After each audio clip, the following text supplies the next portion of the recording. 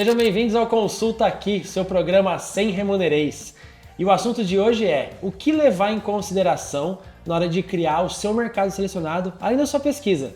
Quer saber sobre esse tema? Depois da nossa vinheta.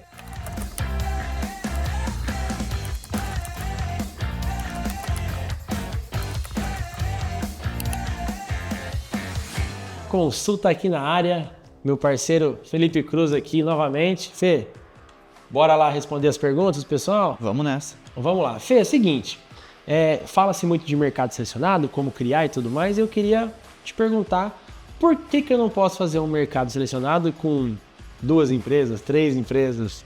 Bom, vamos lá. O primeiro ponto é, a nossa pesquisa ela é muito fidedigna com a segurança da informação. Então, para eu gerar qualquer resultado em algum mercado com amostragem real, eu precisaria que pelo menos 3 empresas diferentes tivessem aquela função. Se eu for fazer um mercado com 3 empresas, eu vou precisar que todas elas tenham aquele cargo. Então, esse por si só já é um limitador, que eu não tenho uma amostragem sólida e eu acabo expondo o dado dessas empresas de alguma forma. Porque, por exemplo, imagina que dentro desse mercado eu tenho uma empresa com 500 colaboradores e outras empresas com 100 colaboradores. Essa empresa com mais colaboradores vai acabar tendo o seu dado exposto de alguma forma. Eu tenho uma abrangência maior de dados daquela massa. Então, quanto maior o número de empresas, mais eu consigo proteger a confidencialidade dos dados, que também é um critério muito importante para a carreira Miller. Então, na verdade, assim, então o ideal, eu ia te perguntar isso, né? Se a gente não colocava em exposição os dados por conta disso, mas então a gente acaba cuidando muito bem disso. E aí, qual que seria o número ideal, então, para a gente ter no mercado selecionado? Tá, para um mercado padrão, nós aconselhamos o mínimo de 12 empresas, tá? E a gente até coloca um mínimo e até um máximo de 20, 30 empresas, porque a gente tem 2 problemas aqui. Se eu criar um mercado com 3 empresas, eu vou ter uma amostragem muito ruim, eu vou acabar expondo o dado de uma organização ou outra, então isso por si só eu já limito, eu nem dou a possibilidade. Mas eu também, se eu criar um mercado com 60, 70 empresas, eu posso ter uma volatilidade muito grande de tempo em tempo. Por exemplo, porque eu tenho muita movimentação de empresa, de movimentação individual das pessoas. Se eu tiver um mercado muito grande, isso também pode ser um problema. Então a gente recomenda ali um número entre 12 e 20 empresas para um mercado padrão, uma pesquisa padrão de mercado. Tá, e aí assim, esse mercado, beleza, criei um mercado com 12 empresas.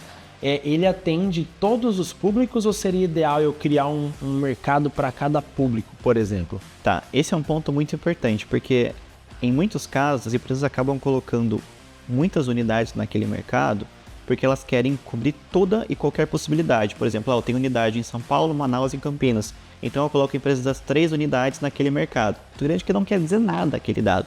É muito comum a gente receber uma recomendação de mercado e a gente falar, isso aqui não vai trazer nenhuma resposta para a empresa. Então, um ponto muito importante para a definição do mercado selecionado é a estratégia. A estratégia é muito importante, eu tenho que ter uma razão para criar um mercado. Então, eu tenho unidades em São Paulo, em Campinas e Manaus, eu posso criar um mercado para São Paulo, um mercado para Campinas, um mercado para Manaus. Eu tenho essa flexibilidade de montar diferentes painéis para diferentes estratégias. O que eu não posso eu tenho um cargo, um mecânico de manutenção, eu quero criar um mercado para ver esse resultado daquele mercado, daquele cargo.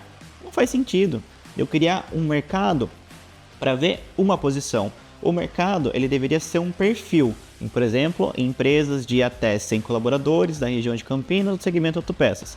Eu tenho que focar muito mais no perfil do mercado do que nos nomes que compõem esse painel. Os nomes, no final das contas, acabam sendo muito mais políticos do que importantes tecnicamente para a amostragem. Eu ia até mencionar isso mesmo, então o ideal é a gente criar por perfil, né? De uma dada região, de 100 a 500 funcionários, do que falar, eu quero aquela empresa ali, a X ou a Y, né? Até acaba virando mais político, igual você mencionou. Porque a carreira Miller não está naquele painel, então não serve aquele painel. Sim. Por que não serve? Se eu tenho um perfil, o ideal é que a minha estratégia de remuneração já tenha desenhado esse perfil. Perfil com empresas tal segmento, tal porte, tal faturamento. E a partir desse perfil, eu elaboro o painel de um critério e não simplesmente de nomes. E aí, assim, eu posso criar, esse painel com esse perfil seria para atingir os meus executivos, ou esse aqui para minha força de vendas, esse aqui para o meu operacional, então eu posso trabalhar dessa maneira, né? E isso é muito legal, por quê? Porque a gente já recomenda, baseado no seu público, qual que é o perfil de mercado recomendado. Por exemplo, você citou executivos. Para executivos, eu quero um mercado nacional. O meu executivo não vai pensar 2 vezes para ir para um outro estado, até para um outro país, se ele receber uma oferta maior. Ele tem essa locomoção e para ele vale a pena porque a gente está falando de muito dinheiro. Nesse caso, uma estratégia regional não faz sentido. Eu preciso de uma estratégia nacional. Agora, se eu estiver falando de um público operacional, por exemplo, o meu operador de produção, ele não vai mudar de emprego, mudar de estado, por conta de uma proposta melhor, porque o custo de vida vai ser muito diferente. Então, para esses casos, eu tenho uma pesquisa mais regional. E tem também o público técnico, por exemplo, eu tenho o time de engenharia. O time de engenharia, a minha engenharia é muito especializada. Então eu não olho nem só no mercado nacional, nem só no mercado regional. Eu olho para um mercado segmento, onde o meu engenheiro seja refletido na força daquele mercado. A gente não pode comparar um engenheiro de um segmento farmacêutico e um engenheiro de um segmento metalúrgico. Tem pesos diferentes, tem fatores diferentes. Então eu tenho que comparar o tipo de público também de acordo com cada painel. Não necessariamente eu preciso ter 500 painéis, mas eu preciso ter painéis diferentes que reflitam estratégias diferentes. Um critério importante é, se eu tenho uma tabela salarial para aquele público, eu deveria ter um painel para atualização daquela tabela salarial. Esse é um ponto importante. Ótimo. E aí, vamos supor que eu queira rever, né, revisitar ali o meu mercado.